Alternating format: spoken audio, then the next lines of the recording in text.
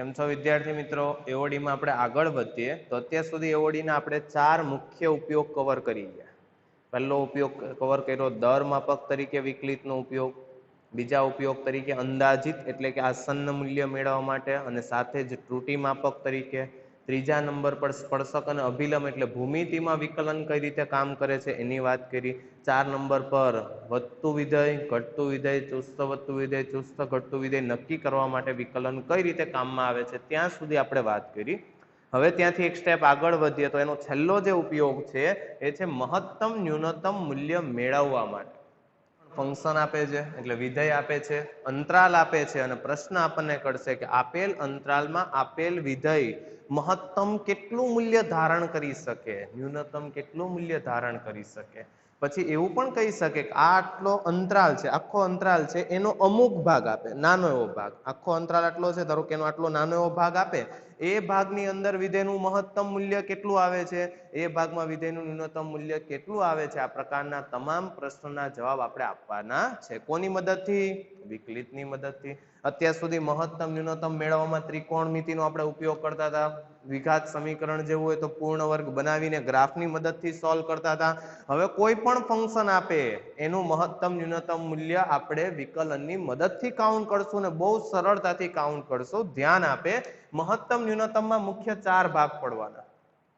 વૈશ્વિક મહત્તમ, હું તમને એટલે કહું છું કે પહેલા આપણને એ ખબર હોવી જોઈએ કે રકમમાં કેવું કેવું આવવાનું છે, એટલે એક એક પદ આપણને સ્પષ્ટ હોવા જોઈએ. તો આપણને વૈશ્વિક મહત્તમ મૂલ્ય પૂછી શકે, આપણને વૈશ્વિક ન્યૂનતમ મૂલ્ય પૂછી શકે, આપણને સ્થાનીય મહત્તમ મૂલ્ય પૂછી શકે, ઇવન આપણને સ્થાનીય ન્યૂનતમ મૂલ્ય પૂછી શકે. એટલે 4 ભાગ છે. વૈશ્વિક મહત્તમ, વૈશ્વિક ન્યૂનતમ, સ્થાનીય મહત્તમ, સ્થાનીય ન્યૂનતમ. આ 4 ભાગ પૂરતી હું વાત કરું તો પહેલા આપણને આ દરેક વર્ડ શું કહેવા માંગે ને એ સ્પષ્ટ હોવું જોઈએ. તો મેં અહીંયા ગ્રાફનો ઉપયોગ કર્યો છે તમને સમજાવવા કે ભાઈ કોઈ એક ફંક્શન છે, અંતરાલ આપ્યો છે ક્લોઝ a થી ક્લોઝ b, એટલે આ અંતરાલ લઈ લીધો. એક્સિયમ અહીંયાથી આવવાનો a થી શરૂ કરીને b સુધી. હવે તમે આ જે ફંક્શન છે એનો ગ્રાફ જુઓ તો શું થાય છે, જેમ જેમ એક્સિયમ અહીંયા વધતો જાય છે ને એમ એમ વાયમ વધે. જો વધતા વધતા અહીંયા સુધી પહોંચે. ધારો કે આ જે જગ્યા છે ને એને હું કેપિટલ C કહી દઉં. એટલે એક્સિયમ તરીકે ક્યાંથી ક્યાં સુધી જવાના આપણે? a થી b સુધી. એમાં એક્સિયમ તરીકે જ્યારે c આવે છે ને ત્યારે મહત્તમ મૂલ્ય એટલે f of c કહેવાય. x ની જે પણ સંખ્યા આગળ આપણને મહત્તમ મૂલ્ય મળે છે તો એ મેળવવા માટે શું કરવું પડે? એ x ની જગ્યાએ સંખ્યાનો ઉપયોગ કરવો પડે. આપણું ફંક્શન છે f of x, પણ આપણને આ જગ્યાએ મહત્તમ મૂલ્ય મળે છે તો એ જગ્યા કઈ? x equal to c. પણ ખાસ ધ્યાન રાખે c એ આ અંતરાલમાં હોવું જોઈએ, એટલે કે c belongs to open a to open b માં છે. હા, એ જગ્યાએ ગ્રાફ મહત્તમ બને છે એટલે આને કહેવાય વૈશ્વિક મહત્તમ. કયું મૂલ્ય કહેવાય વિદ્યાર્થીઓ? વૈશ્વિક મહત્તમ. સર કેમ વૈશ્વિક મહત્તમ? આખા અંતરાલમાં આનાથી વધારે કિંમત ક્યારેય મળવાની નથી. એક્સિયમ તમે અહીંયાથી લ્યો છો, વાયમ એટલા બધા થાય, એક્સિયમ ને અનુરૂપ વાયમ આ બધા થાય. આમાં તમે જોઈ લો સૌથી વધારે વાયમ તમને કઈ જગ્યાએ પર્ટિક્યુલર જોવા મળે છે? x equal to c આગળ. એટલે કે આ જગ્યાએ સૌથી મહત્તમ મૂલ્ય ધારણ કરે ને મહત્તમ મૂલ્ય કેટલું હોય? f of c, જેને કહેવાય વૈશ્વિક મહત્તમ. શું કામ આને વૈશ્વિક મહત્તમ કહીએ છીએ? કારણ કે આખા અંતરાલમાં આનાથી વધારે કિંમત ક્યારેય મળવાની નથી. Totally opposite.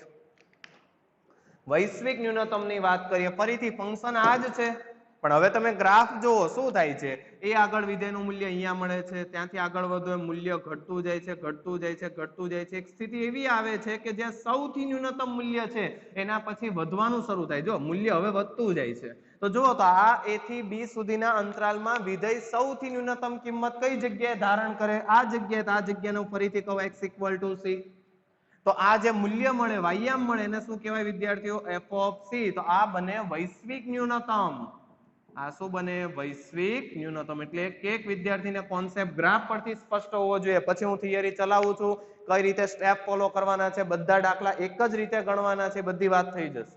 એટલે દાખલા ગણવામાં એવું બધું કઈ અઘરું છે નહીં. 2 વાર વિકલનનો ઉપયોગ કરવાનો છે, પણ પહેલા આપણને આ બધા શું કહેવા માંગે છે, આજે આપણે શબ્દ ઉપયોગ કરીએ વૈશ્વિક મહત્તમ, વૈશ્વિક ન્યૂનતમ, સ્થાનીય મહત્તમ, સ્થાનીય ન્યૂનતમ, એ શું કહેવા માંગે છે એ કોન્સેપ્ટ ક્લિયર હોવો જોઈએ. આ એવું કહેવા માંગે છે કે આખા અંતરાલમાં જે જગ્યા આગળ વિધેયનું મૂલ્ય સૌથી વધારે મળે એને શું કહેવાય? વૈશ્વિક મહત્તમ મૂલ્ય. અને આખા અંતરાલમાં જે જગ્યાએ સૌથી ન્યૂનતમ મૂલ્ય મળે છે એને શું કહેવાય? વૈશ્વિક ન્યૂનતમ મૂલ્ય. તો સર સ્થાનીય મહત્તમ, સ્થાનીય ન્યૂનતમ એટલે શું છે?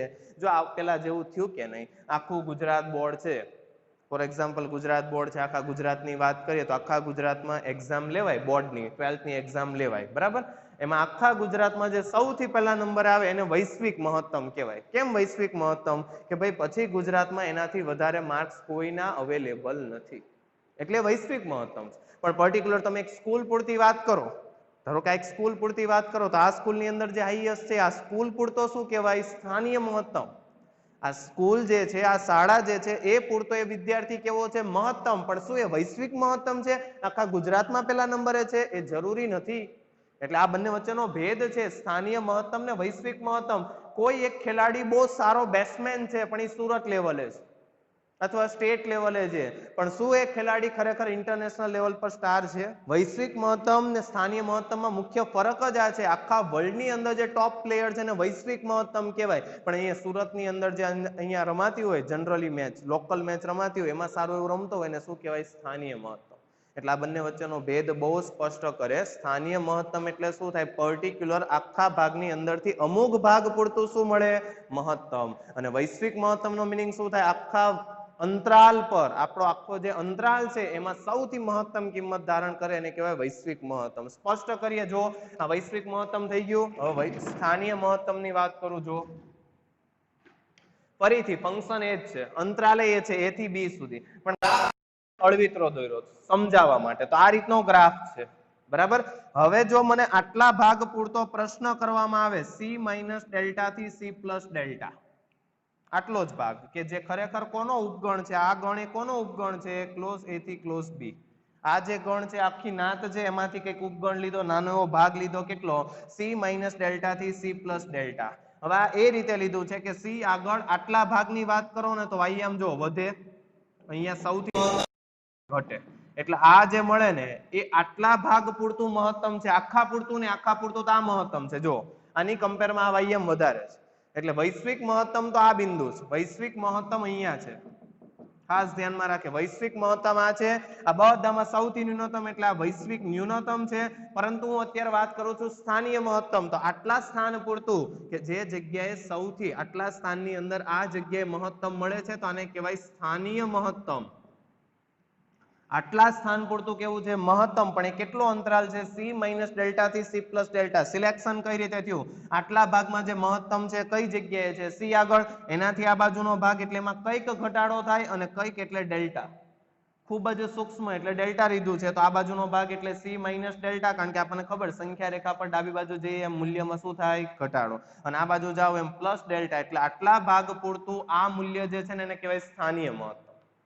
હા, એ મહત્તમ છે પણ આટલા ભાગ પૂરતું છે. એ સારો ખેલાડી છે પણ સુરત પૂરતો છે, વૈશ્વિક નથી, બરાબર? અને જ્યારે આખા અંતરાલની વાત કરું તો આ કોણ બને? વૈશ્વિક મહત્તમ. એટલે આ બંને વચ્ચેનો મુખ્ય ભેદ છે. અહીંયા આવો વધારે સ્પષ્ટ કરીએ. ફરીથી અંતરાલ A થી B છે, એનો નાનો એવો ભાગ, કેટલો ભાગ લીધો? અહીંયાથી અહીંયા સુધી, એટલે C માઇનસ ડેલ્ટા થી C પ્લસ ડેલ્ટા સુધીનો ભાગ જે ખરેખર કોનો ઉપગણ છે? A થી B, આખી નાતનો. આટલા ભાગ પૂરતું જુઓ તો y એમ ઘટે છે. જેમ જેમ એક્સિયમ અહીંયાથી લેતા જાવ y એમ ઘટતો ઘટતો અહીંયા સૌથી ન્યૂનતમ થાય પછી વધે છે. તો આટલા ભાગમાં આ જગ્યા કેવી છે? સૌથી ન્યૂનતમ. આનાથી નીચે ગ્રાફ એ ભાગમાં જતો નથી, એટલે આને કહેવાય સ્થાનીય ન્યૂનતમ. શું કહેવાય વિદ્યાર્થીઓ? સ્થાનીય ન્યૂનતમ. પણ વ્યવસ્થિત તમે ગ્રાફને જુઓ ને તો આ કોણ છે? વૈશ્વિક મહત્તમ. આખા અંતરાલમાં સૌથી મેક્સિમમ, આખા અંતરાલમાં સૌથી ન્યૂનતમ એટલે આ છે વૈશ્વિક ન્યૂનતમ. પણ આ કોણ? સ્થાનીય ન્યૂનતમ. ન્યૂનતમ છે પણ આટલા ભાગ પૂરતું છે, વૈશ્વિક ન્યૂનતમ નથી. એટલે બંને વચ્ચેનો ભેદ દરેક વિદ્યાર્થીને ગ્રાફને આધીન ખબર હોવો જોઈએ. આખા અંતરાલ પર સૌથી વધારે હોય ને એને વૈશ્વિક મહત્તમ કહેવાય, આખા અંતરાલ પર સૌથી ન્યૂનતમ હોય ને વૈશ્વિક ન્યૂનતમ કહેવાય. પણ એ અંતરાલના અમુક ભાગ પૂરતું જે મહત્તમ મૂલ્ય મળે એને સ્થાનીય મહત્તમ કહેવાય, અને અમુક ભાગ પૂરતું ન્યૂનતમ મૂલ્ય મળે એને કહેવાય સ્થાનીય ન્યૂનતમ. એટલે આ જે ચારે ચાર શબ્દ છે એક એક વિદ્યાર્થીને ખૂબ સ્પષ્ટ હોવા. વિદ્યાર્થીઓ, હમણાં મેં જે તમને ચાર શબ્દ વિશે વાત કરી, વૈશ્વિક મહત્તમ, વૈશ્વિક ન્યૂનતમ, સ્થાનીય મહત્તમ, સ્થાનીય ન્યૂનતમ, એ ખરેખર વ્યાખ્યાના આધીન શું કહેવા માંગે છે એ પણ જોઈ લઈએ. જો F of C less or equal to F of X, એટલે કે એક્સ તરીકે તમે જે પણ અંતરાલ આપ્યો છે ક્લોઝ એ થી બી, એમાંથી ઈચ્છા પડે એ કિંમત લઈ લો, બરાબર. પણ આ અંતરાલમાંથી કોઈ એક સંખ્યા એવી છે, કઈ? સી. ફરીથી F of C less or equal to F of X કોના માટે? તો આખા અંતરાલ માટે, ક્લોઝ એ થી ક્લોઝ બી. પણ આ અંતરાલની અંદરથી પર્ટિક્યુલર એક્સ તરીકે કોઈક એક સંખ્યા સી એવી છે કે જે જગ્યાએ વિધેયનું મૂલ્ય કાઉન્ટ કરો ને એફ ઓફ સી, એ અન્ય તમામ જગ્યાએ જે વિધેયનું મૂલ્ય કાઉન્ટ કરો ને એ થી બી ની અંદર એફ ઓફ એક્સ, એક્સ તરીકે તમે એ અને બી વચ્ચેથી કોઈ પણ સંખ્યા લઈ લો, એ આગળ વિધેયનું મૂલ્ય એટલે એફ ઓફ એક્સ કહેવાય, પણ એક્ઝેક્ટ સી આગળ વિધેયનું મૂલ્ય એટલે એફ ઓફ સી. અને જો આ શરતનું પાલન થાય F of C less or equal to F of X, તો તમે શ્યોર કહી શકો જે વિધેય છે એ આપેલ સંખ્યા એક્સ ઇક્વલ ટુ સી આગળ વૈશ્વિક ન્યૂનતમ મૂલ્ય ધરાવે છે. વૈશ્વિક ન્યૂનતમ મૂલ્ય એક્ઝેક્ટ કોના જેટલું હોય? F of C. ત્યાંથી આગળ વધીએ. જો એફ ઓફ સી, જો અસમતા બદલાઈ ગઈ, આમાં શું હતું? લેસ ઓર ઇક્વલ ટુ, હવે શું આવે છે? ગ્રેટર ઓર ઇક્વલ ટુ. એટલે જો F of C greater or equal to F of x હોય, કોના માટે? એક્સ તરીકે પ્રત્યેક સંખ્યા ક્લોઝ એ ટુ ક્લોઝ બી, એની અંદરથી સી એક એવી સંખ્યા છે કે જે જગ્યાએ વિધેયનું મૂલ્ય એફ ઓફ સી એ અન્ય તમામ જગ્યાએ વિધેયનું મૂલ્ય એફ ઓફ એક્સ એના જેટલું અથવા એના કરતા વધારે મળતું હોય. એટલે સૌથી વધારે મૂલ્ય કયું આવ્યું? F of C. તો ત્યારે આપણે એવું સ્પષ્ટ કહી શકીએ કે એક્સ ઇક્વલ ટુ સી આગળ વિધેયનું શું મળે? વૈશ્વિક મહત્તમ મૂલ્ય. ને કોના જેટલું હોય? એફ ઓફ સી જેટલું. આ બંને વસ્તુ હું તમને સ્પષ્ટ કરાવું, ધ્યાન આપે. આમાં 1 અને 2 નંબરના ગ્રાફ જોવો એટલે આપમેળે ખબર પડશે. એક્સ તરીકે તમારે એ અને બી માંથી કોઈ પણ સંખ્યા પસંદ કરવાની, કોઈ પણ. એટલે અહીંયાથી શરૂ કરીને અહીંયા સુધી તમે જઈ શકો, આ બધી સંખ્યા લઈ શકો. આ એક્સ તરીકે પ્રત્યેક સંખ્યા આવી ગઈ, એ બધા આગળ વિધેયનું મૂલ્ય કાઉન્ટ કરતા જાઓ એટલે એને શું કહેવાય? F of x. આ જગ્યાએ વિધેયનું મૂલ્ય, આ જગ્યાએ વિધેયનું મૂલ્ય, અહીંયા વિધેયનું મૂલ્ય, આમ કાઉન્ટ કરતા જાઓ. આ રીતે આગળ વધતા જાઓ, બધા વિધેયના મૂલ્ય જ મળે ને તમને, આ બધા વિધેયના મૂલ્ય મળે. પરંતુ આ તમામ વિધેયના મૂલ્ય પૂરતું તમને કોઈક એક સંખ્યા એવી મળે છે, કઈ? એક્ઝેક્ટ સી, કે જે જગ્યાએ વિધેયનું મૂલ્ય એટલે એફ ઓફ સી અન્ય તમામ જગ્યા આગળના વિધેયના મૂલ્ય કરતા કેવું આવે છે? નાનું. ગ્રાફમાં સ્પષ્ટ દેખાય. એફ ઓફ સી એટલે આ થઈ ગયું, અને આ એફ ઓફ સી અન્ય તમામ મૂલ્ય કરતા, બધા મૂલ્ય જ છે કહી દઉં તમને, આ બધા એફ ઓફ એક્સ એ બધા કરતા એફ ઓફ સી કેવું છે? ન્યૂનતમ. તો આને કહેવાય એક્સ ઇક્વલ ટુ સી આગળ વિધેયનું ન્યૂનતમ મૂલ્ય મળે છે, પણ કેવું? વૈશ્વિક. અને એ ન્યૂનતમ મૂલ્ય કોના જેટલું હોય? તો જ્યારે આ એક્સિયમને વિધેયમાં મૂકો એટલે શું બને? F of C. F of C જેટલું. એટલે ઇનડાયરેક્ટલી ગ્રાફ જ થઈ ગયો. આ તો લખાણ આ રીતે લખ્યું છે, ટોટલી રિવર્સ. એક્સ તરીકે આપેલ અંતરાલમાંથી કોઈ પણ સંખ્યા પસંદ કરો, એટલે અહીંયાથી શરૂ કરીને અહીંયા સુધી ગમે ત્યાં જતા રહ્યો, એ થી શરૂ કરીને બી સુધી. એક્સ તરીકે એ થી બી સુધીની પ્રત્યેક સંખ્યા તમે લેતા જાઓ, મૂલ્ય કાઉન્ટ કરતા જાઓ, તો બોલો તમને આ એફ ઓફ એક્સ બધા મળતા જાય? બરાબર. જો તો અનુક્રમે વધતા જાય છે, વધતા જાય છે. પણ આ અંતરાલમાં એક સંખ્યા એવી છે એક્સ ઇક્વલ ટુ સી, કે જે જગ્યાએ વિધેયનું મૂલ્ય એટલે એફ ઓફ સી, આ વિધેયનું મૂલ્ય જે મળે ને એ અન્ય તમામ મૂલ્ય કરતા હંમેશા કેવું આવે છે? વધારે. અને એટલું સ્પષ્ટ ખબર પડે કે એક્સ ઇક્વલ ટુ સી આગળ કયું મૂલ્ય મળવાનું? વૈશ્વિક મહત્તમ. અને એ મૂલ્ય થાય કોના જેટલું? એફ ઓફ સી જેટલું. એટલે દરેક વિદ્યાર્થી એટલો કોન્સેપ્ટ ક્લિયર કરે. આખા અંતરાલ પર તમે જતા જાઓ એ થી બી સુધી, મૂલ્ય કાઉન્ટ કરતા જાઓ, આના કરતા ન્યૂનતમ મૂલ્ય મળતું જ નથી, તો આને કહેવાય વૈશ્વિક ન્યૂનતમ. અને આખા અંતરાલમાં આનાથી વધારે મૂલ્ય નથી મળતું, તો આને કહેવાય વૈશ્વિક મહત્તમ મૂલ્ય. આગળ વધીએ. હવે તમે 3 નંબર પર આવો. તો 3 નંબરમાં મેં જો અંતરાલ લિમિટેડ રાખ્યો છે. કેટલો રાખ્યો? સી માઇનસ ડેલ્ટા થી સી પ્લસ ડેલ્ટા, એટલે નાનો ભાગ, જે ખરેખર કોનો ઉપગણ હશે જ? ક્લોઝ એ થી ક્લોઝ બી. જેના પર વિધેય વ્યાખ્યાયિત છે એનો નાનો એવો ઉપગણ લઈ લ્યો. આ ઉપગણની અંદર ફરીથી આ શરતનું સમાધાન થાય. એક્સ તરીકે હવે તમારે સંખ્યા ક્યાંથી લેવાની? સી માઇનસ ડેલ્ટા થી સી પ્લસ ડેલ્ટા ની વચ્ચે, એ જગ્યાએ વિધેયનું મૂલ્ય એટલે એફ ઓફ એક્સ. આ અંતરાલમાંથી કોઈ એક સંખ્યા એવી છે, કઈ? એક્સ ઇક્વલ ટુ સી, જે જગ્યાએ વિધેયનું મૂલ્ય એટલે એફ ઓફ સી એ હંમેશા કઈ શરતનું પાલન કરે છે? F of C less or equal to F of X. એટલું તમે શ્યોર કહી શકો એક્સ ઇક્વલ ટુ સી આગળ કયું મૂલ્ય મળે છે? સ્થાનીય ન્યૂનતમ મૂલ્ય. કારણ એનાથી ઓછી કિંમત શક્ય નથી. તમારી નજર સામે છે 3 નંબરની આકૃતિ જોવો એટલે ખબર પડે. એ થી બી એટલે આટલો ભાગ થાય, એનો નાનો એવો અંતરાલ સી માઇનસ ડેલ્ટા થી સી પ્લસ ડેલ્ટા, એટલે આટલો ભાગ પસંદ કર્યો. આની અંદર તમે મૂલ્ય કાઉન્ટ કરતા જાઓ, જોતા જાઓ, ઘટે છે ઘટે છે ઘટે છે, અહીંયા સૌથી ઓછું મૂલ્ય પછી પાછું વધવાનું શરૂ થયું કે નહીં, એટલે આ કઈ જગ્યા x ઇક્વલ ટુ c, જે જગ્યાએ આટલા ભાગ પૂરતું, આ જો રેડ લાઈન, આટલા ભાગ પૂરતું શું બન્યું, સૌથી ન્યૂનતમ, એટલે આને કહેવાય સ્થાનીય ન્યૂનતમ. કેમ સ્થાનીય ન્યૂનતમ, આખા અંતરાલની વાત જ નથી થઈ, પર્ટિક્યુલર આટલા ભાગની વાત થઈ, આટલા ભાગમાં સૌથી ન્યૂનતમ મૂલ્ય અહીંયા મળે છે તો આને કહેવાય સ્થાનીય ન્યૂનતમ મૂલ્ય. Totally opposite. હવે ખબર પડે કે નહીં, f of c greater or equal two f of x આ અંતરાલ માટે થાય તો એને કહેવાય સ્થાનીય મહત્તમ મૂલ્ય. જો તમારી સામે છે આખો અંતરાલ તો a થી b છે, પણ એમાંથી નાનો એવો ટુકડો પસંદ કર્યો એટલે એનો ઉપગણ લીધો કયો, c માઇનસ ડેલ્ટા થી c પ્લસ ડેલ્ટા. જો તો અનુક્રમે વિધેયના મૂલ્ય વધતા જાય છે વધતા જાય છે, એક સૌથી મહત્તમ મૂલ્ય મળે છે, પછી પાછું ઘટવાનું શરૂ થાય છે. કઈ જગ્યાએ સૌથી મહત્તમ મળે છે, x ઇક્વલ ટુ c, એ મૂલ્ય કેટલું છે, f ઓફ c, તો આને કહેવાય સ્થાનીય મહત્તમ મૂલ્ય. કેમ સર સ્થાનીય, આટલા સ્થાન પૂરતું એ મહત્તમ છે, આખા અંતરાલ પૂરતું મહત્તમ નથી, આખા અંતરાલ પૂરતું તો આવી રહ્યું મહત્તમ. પર્ટિક્યુલર આટલા અંતરાલ પૂરતું જે મહત્તમ મૂલ્ય મળે એને શું કહેવાય, સ્થાનીય મહત્તમ મૂલ્ય. આટલા અંતરાલ પૂરતું ન્યૂનતમ મળે એને શું કહેવાય, સ્થાનીય ન્યૂનતમ. આખા અંતરાલમાં ન્યૂનતમ મળે એને વૈશ્વિક ન્યૂનતમ. આખા અંતરાલમાં મહત્તમ મળે એને શું કહેવાય, વૈશ્વિક મહત્તમ. એટલે આ તો મેં તમને વ્યાખ્યાને આધીન વાત કરી. હવે આપણે પ્રથમ વિકલનની મદદથી કઈ રીતે ફાઇન્ડ થાય એની વાત કરશો, ને ત્યારબાદ જે આપણે કાયદેસર ગણવાનું એ દ્વિતીય વિકલનીય કસોટી. બીજી વખત વિકલન કરીને આપણે શું મેળવવાનું છે, મહત્તમ ન્યૂનતમ. તો હવે એ જ કોન્સેપ્ટને આપણે વિકલનની મદદથી કેમ સોલ્વ કરવાનું છે એની વાત કરીએ. તો જો અગત્યનું છે સ્થાનીય મહત્તમ સ્થાનીય ન્યૂનતમ. કારણ કે જ્યારે દાખલામાં તમને પ્રશ્ન પૂછશે ને વૈશ્વિક મહત્તમ વૈશ્વિક ન્યૂનતમ, તો ખાલી વધારાનું એટલું જ કામ કરવાનું છે કે તમને જે અંતરાલ આપે ને એના અંત્ય બિંદુ આગળ તમારે મૂલ્ય કાઉન્ટ કરવું પડશે. એટલે કે a આગળ વિધેયનું મૂલ્ય, ધારો કે તમને અંતરાલ આપ્યો છે ક્લોઝ a થી b, તો a આગળ વિધેયનું મૂલ્ય કાઉન્ટ કરવાનું, b આગળ વિધેયનું મૂલ્ય કાઉન્ટ કરવાનું અને ખાલી ચેક કરવાનું સ્થાનીય મહત્તમ ન્યૂનતમ કરતા વધારે છે કે ઓછું, બસ આટલું જ. એટલે બહુ સરળ પ્રશ્ન છે. વૈશ્વિક મહત્તમ ન્યૂનતમ પૂછે ને તો ખાલી અંત્ય બિંદુ વધારે કેલ્ક્યુલેટ કરવા પડશે. એટલે એટલું બહુ શ્યોર છે કે જો તમને વૈશ્વિક મહત્તમ, મેજોરિટી પ્રશ્નમાં તમને સ્થાનીય મહત્તમ સ્થાનીય ન્યૂનતમ જ પૂછશે, પણ જે પ્રશ્નમાં તમને એને વૈશ્વિક મહત્તમ ન્યૂનતમ પૂછ્યું ને તો તમારે ખાલી વધારાનું કામ શું કરવાનું, જે અંતરાલ હોય ને એના અંત્ય બિંદુ ખબર પડે ને.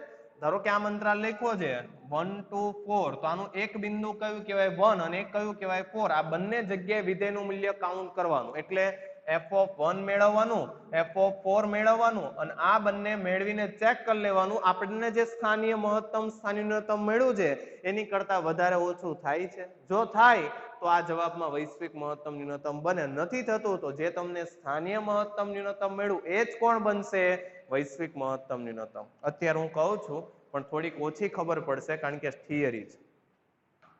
એક વખત દાખલા આવશે એટલે તમને એક્ઝેક્ટ ખબર પડશે કે હું શું કહેવા માંગુ છું. એટલે તમારે બધા દાખલામાં પહેલી ગણતરી કોની કરવાની છે, સ્થાનીય મહત્તમ સ્થાનીય ન્યૂનતમ. આ ગણતરી થઈ જાય અને જો તમને વૈશ્વિક મહત્તમ ન્યૂનતમ પૂછ્યું છે તો ખાલી તમારે વધારાના બે મૂલ્ય મેળવવાના છે અંત્ય બિંદુ આગળ. પછી બે મૂલ્ય આપણી પાસે હશે સ્થાનીય મહત્તમ સ્થાનીય ન્યૂનતમ અને આ બીજા બે મેળા, આ ચારની જ કમ્પેરિઝન કરવાની. આ ચારમાં જે સૌથી વધારે હોય એ કોણ બની જાય, વૈશ્વિક મહત્તમ, અને આ ચારેયમાં સૌથી ન્યૂનતમ હોય એ કોણ બનશે, વૈશ્વિક ન્યૂનતમ. એટલે એ બહુ સરળ છે.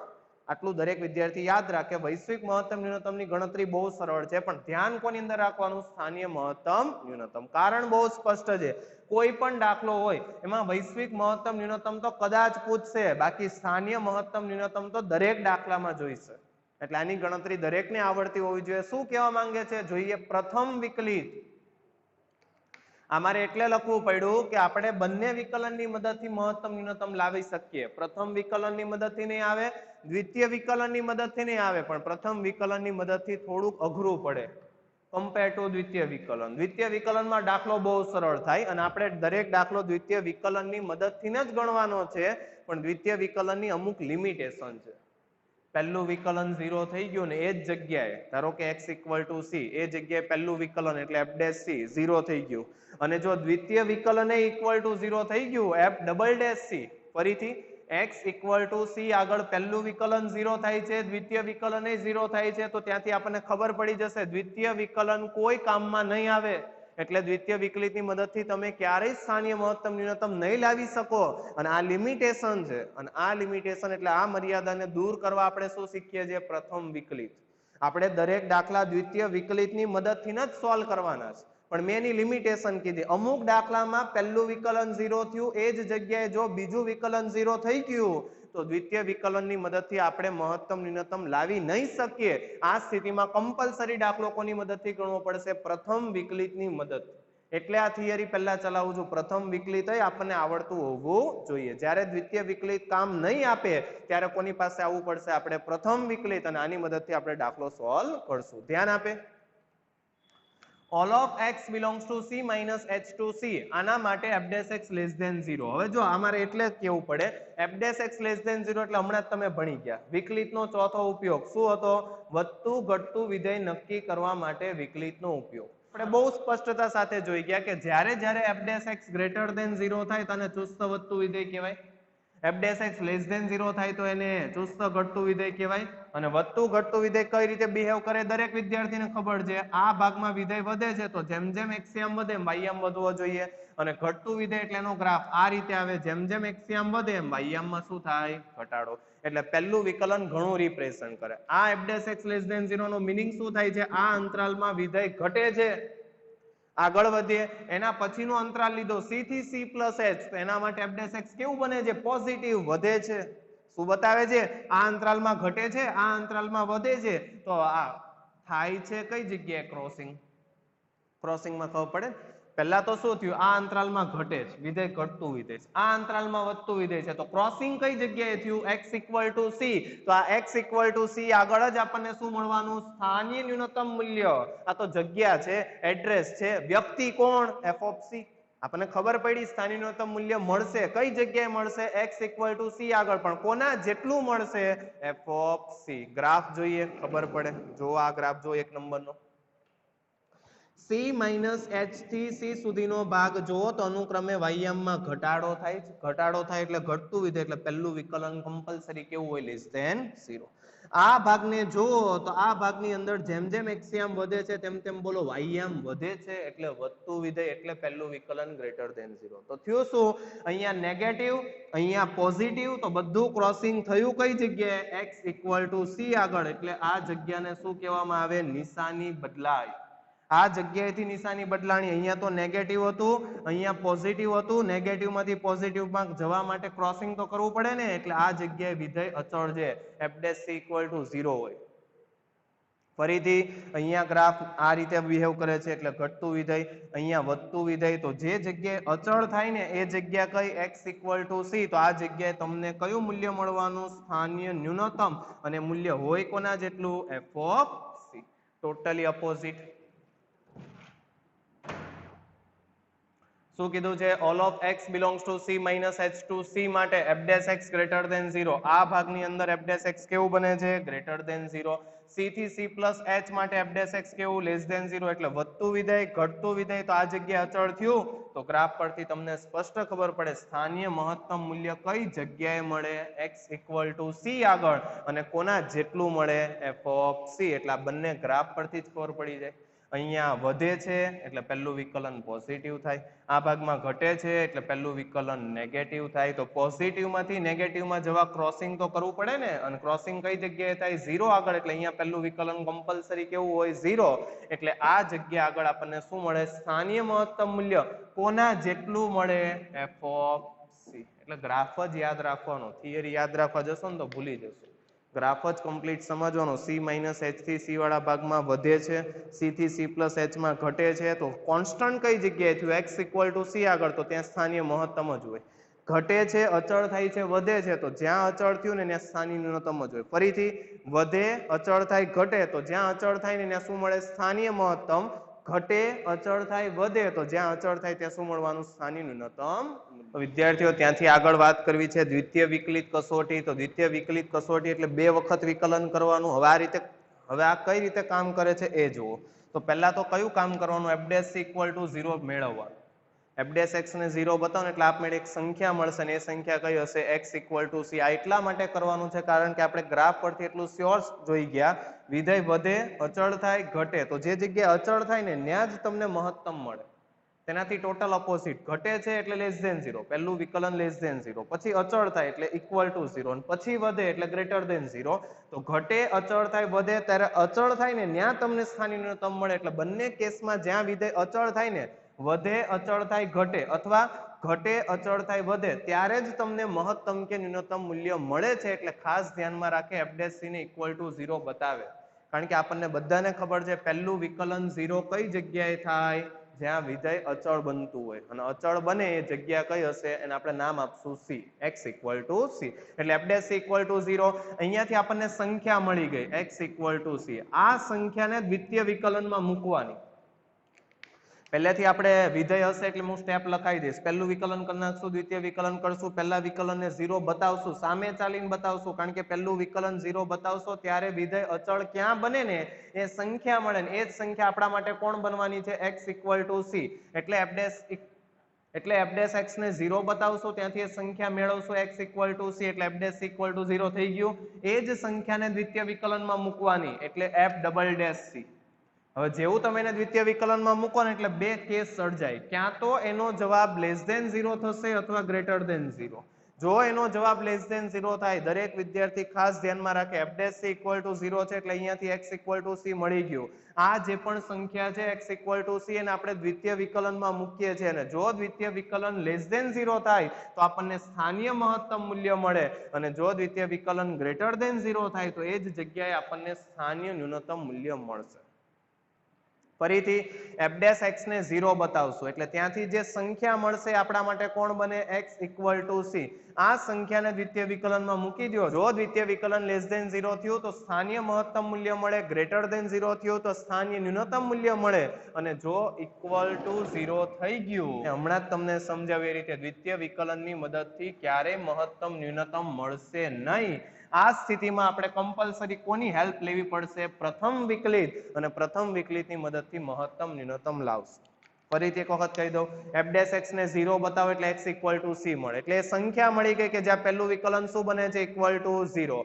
આ સંખ્યાને દ્વિતીય વિકલનમાં મૂકવાની. જો લેસ ધેન 0 થાય તો સ્થાનીય મહત્તમ આપશે, ગ્રેટર ધેન 0 થાય તો સ્થાનીય ન્યૂનતમ આપશે, ને ઇક્વલ ટુ 0 થશે તો ના પાડશે કે દ્વિતીય વિકલન કામમાં નથી આવતું. તો હવે કમ્પલસરી કોની મદદથી સોલ્વ કરશું, પ્રથમ વિકલિતની મદદથી, અને ત્યાંથી શું લઈ આવશું, સ્થાનીય મહત્તમ ન્યૂનતમ. જો સ્ટેપની વાત કરી દઉં, કયા સ્ટેપ ફોલો કરવાના છે, એટલે એક એક વિદ્યાર્થીને ખબર પડે.